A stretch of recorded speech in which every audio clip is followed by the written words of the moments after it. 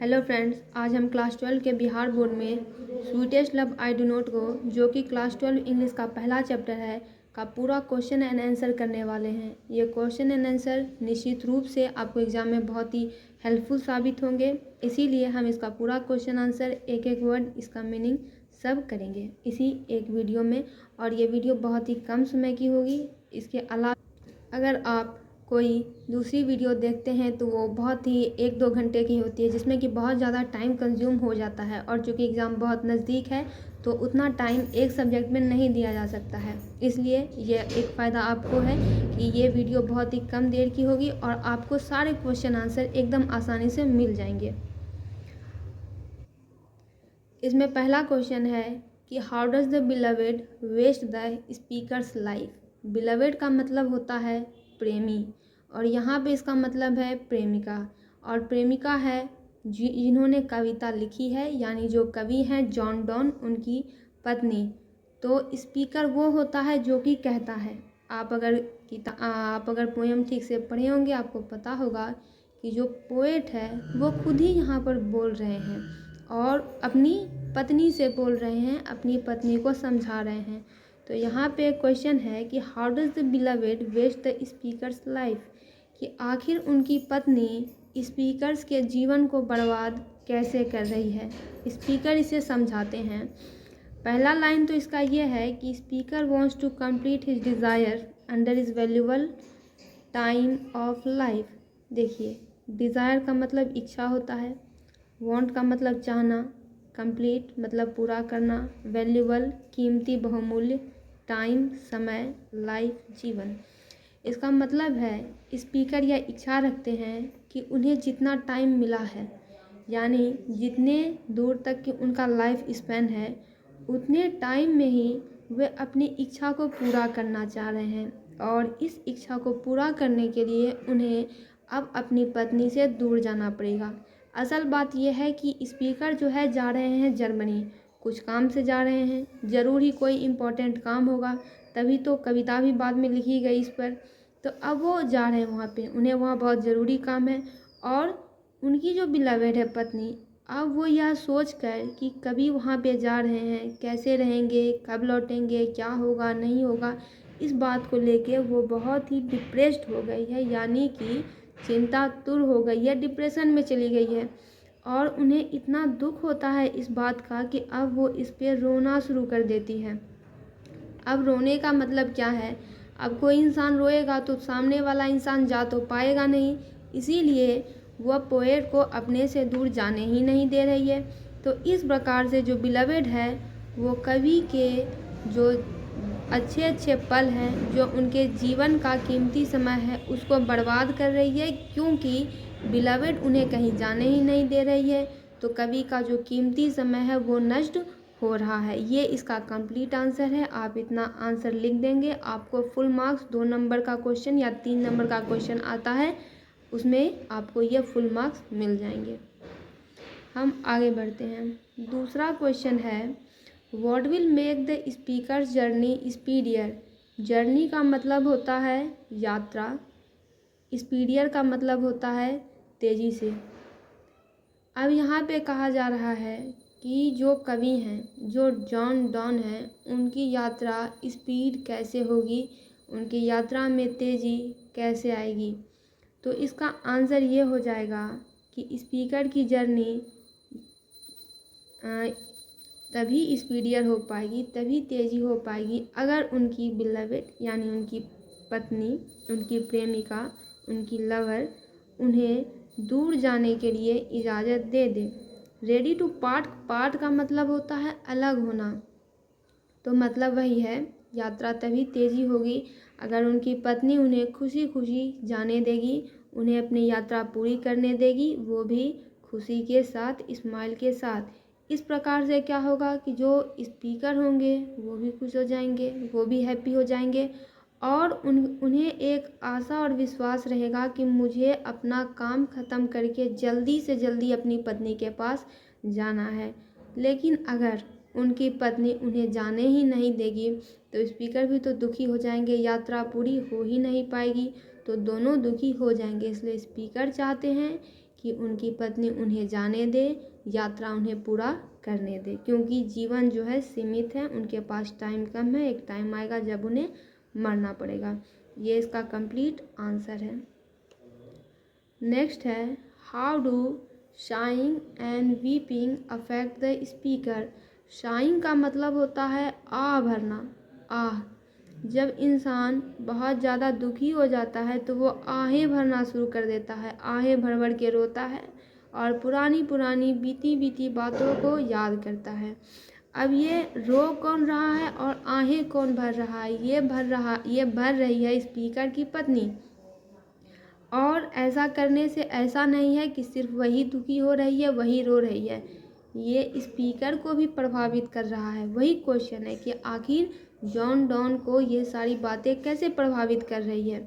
तो इसका complete answer जानते हैं कि हम लिखेंगे कैसे। तो जॉन डॉन की कविता में, उनके पोएम का नाम है sweetest love I do not go. Speaker explains to his beloved that he has to leave. अब स्पीकर्स अपनी पत्नी को बार बार समझा रहे हैं कि देखो मुझे तो जाना ही पड़ेगा, और वो ये भी समझा रहे हैं कि देखो अभी मैं जा रहा हूँ, केवल अभी जा रहा हूँ, मैं हमेशा के लिए तो थोड़े ही तुम्हें छोड़ कर जा रहा हूँ। फॉरएवर का मतलब होता है हमेशा के लिए, यानी कि मुझे कुछ समय की बात है, जाने दो। हो सकता है ये यात्रा 1 महीने की होगी, 2 महीने की होगी, 1 सप्ताह की होगी, इसलिए मुझे जाने दो। मैं तुम्हें हमेशा के लिए छोड़कर नहीं जा रहा हूँ। ये जो पार्टिंग है, पार्टिंग का मतलब होता है अलग होना, बिछड़ना, ये तो टेम्परोरी है, यानी कि इसका कोई मोल नहीं है। इसीलिए वो अपनी पत्नी को कह रहे हैं कि देखो इस पे इतना ज़्यादा दुखी होने की कोई बात नहीं है, इस पे दुखी होना बंद कर दो, मुझे शांतिपूर्वक अपनी यात्रा पूरी करने दो। आते हैं नेक्स्ट क्वेश्चन पर। नेक्स्ट क्वेश्चन है, Why does the poet want to go away from his beloved? Want का मतलब होता है चाहना। तो कवि अपनी पत्नी से दूर क्यों जाना चाहते हैं, इसके पीछे क्या कारण है? तो देखिए, ये आंसर एक तरह से पहले क्वेश्चन में भी था कि उनके पास जो टाइम है वो टाइम कम है। टाइम कम उनके पास नहीं, हर इंसान के पास है। कविता इसी मोटिव से लिखी गई है कि जो जीवन है वो बड़ा ही सीमित है। मृत्यु कभी भी किसी के साथ भी आ सकती है, कभी भी इंसान की मृत्यु हो सकती है। इसलिए उनके पास जो समय है उन समय का उन्हें सदुपयोग करना चाहिए, उनका इस्तेमाल करना चाहिए। तो आंसर देखते हैं। अब यहाँ पे आंसर हो जाएगा कि कवि अपनी पत्नी से इसलिए दूर जाना चाहते हैं क्योंकि मृत्यु जो है सर्टेन है। सर्टेन का मतलब होता है निश्चित है। इसलिए he wants to amuse himself. Amuse का मतलब होता है हास्य मजाक करना। तो देखिए, जो भी इंसान है अकॉर्डिंग टू द, अगर आप पीछे जाएंगे गौतम बुद्ध के सिद्धांतों को पढ़ेंगे तो आपको पता चलेगा कि उन्होंने बताया है कि इस जीवन में जो है दुख ही दुख है। इससे बचने के लिए उन्होंने बहुत सारे सिद्धांतों को भी दिया था।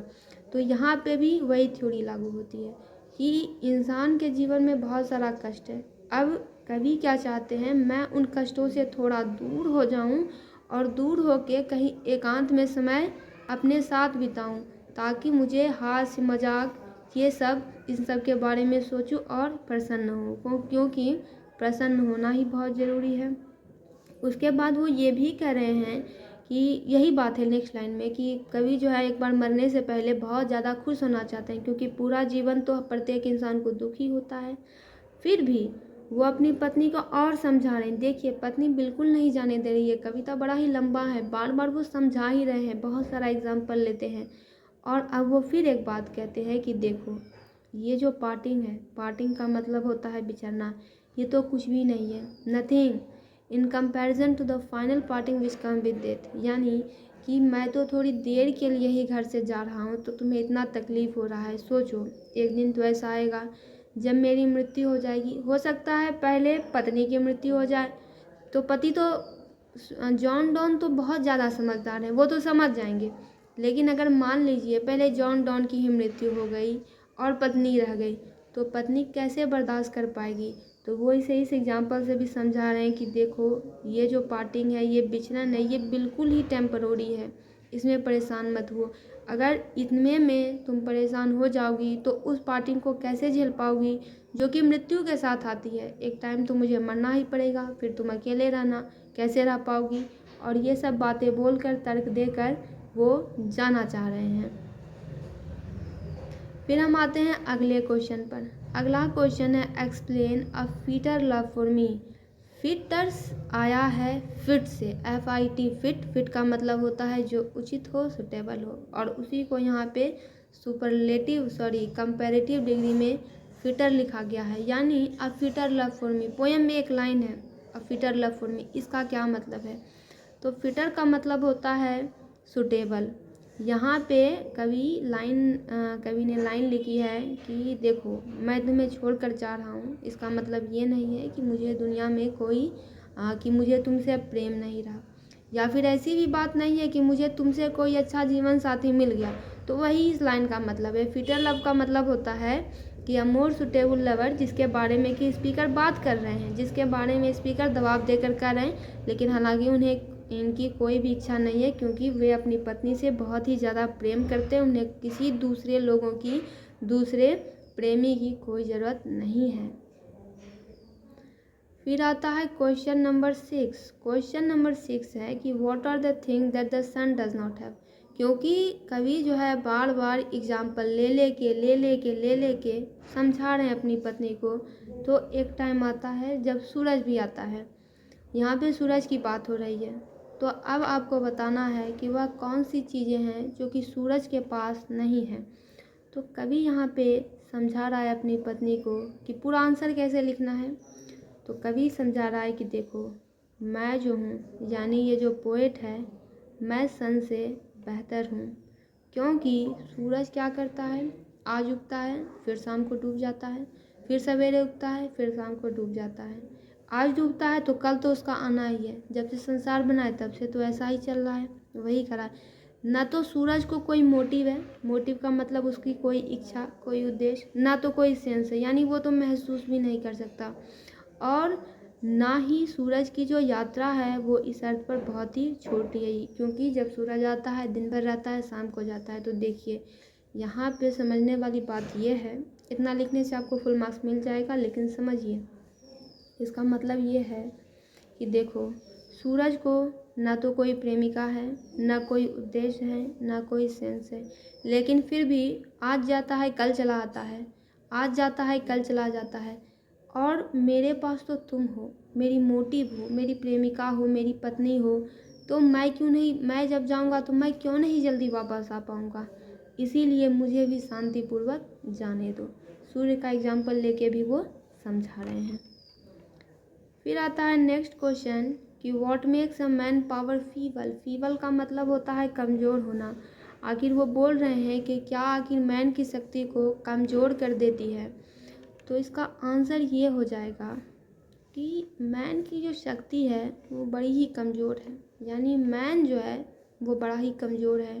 क्योंकि if good times came good times come, अगर अच्छा समय आता है, अगर अच्छा समय उसके जीवन में आता है तो वो इसे परमानेंट यानी हमेशा के लिए अपने पास नहीं रह सकता है। क्योंकि पल जो है, जो समय है, वो प्रति क्षण जो है बीता जा रहा है, निकलता जा रहा है। काम करने के लिए टाइम बहुत कम है, वो इसे परमानेंट नहीं कर सकता है, और ना ही इसमें एक आध घंटे जोड़ सकता है, इसमें कुछ घंटे जोड़ भी नहीं सकता है। वो तो समय का गुलाम है। और ना ही जो बीते हुए क्षण है, जो कि बीत गए, उन्हें ही वो रिकॉल कर सकता है, उन्हें ही वह वापस ला सकता है। चाहे कितनी भी शक्ति उसमें क्यों ना हो, एक बार जब टाइम बीत जाता है वो वापस नहीं आ सकता है। बीता हुआ समय कभी वापस नहीं आ सकता है। तो इस केस में वह बड़ा ही कमज़ोर है, और समय को नियंत्रित करने के लिए उसके पास कोई डिवाइस, कोई मशीन, कोई चीज़ नहीं है जो कि समय को बांध के रख सके, खुशियों को रोक कर रख सके। इसका कंप्लीट आंसर ये है। नेक्स्ट क्वेश्चन पे हम आते हैं। हालांकि ये जो क्वेश्चन है, ये क्वेश्चन द सोल्जर पोएम से है। सोल्जर बहुत ही लास्ट तो नहीं कह सकते हैं, लेकिन 4-5 पोएम के बाद ये बुक में ये चैप्टर है। ये क्वेश्चन उसी चैप्टर से है कि what has form the speakers blood, यानी स्पीकर का जो खून है, जो वक्ता का खून है, वो किस चीज़ से बना हुआ है। तो देखिए सोल्जर जो पोएम है वो रूपर्ट ब्रूक के द्वारा लिखी गई है। रूपर्ट ब्रूक क्या है? पोएट भी है, साथ ही साथ सोल्जर भी है। इंग्लैंड में उनका जन्म हुआ था और वो विश्व युद्ध में लड़ने के लिए गए हैं। विश्व युद्ध में लड़ने के दौरान ही उन्होंने ये कविता लिखी थी। तो स्पीकर्स का खून किससे बना है वो मेंशन करते हैं कि इंग्लैंड की मिट्टी से, वहाँ के हवा से, और वहाँ जो मेरा जन्म स्थान है उसी सब ने मिलकर मेरे खून का निर्माण किया है। और ये कविता हालांकि हमें नेक्स्ट चैप्टर में पढ़ेंगे। तो दोस्तों इसका जो पूरा सब्जेक्टिव क्वेश्चन था वो सारा कंप्लीट हुआ। आप सभी सब्जेक्ट्स के ऑब्जेक्टिव सब्जेक्टिव इस चैनल पर देख सकते हैं। वीडियो को लाइक करें, चैनल को सब्सक्राइब जरूर करें।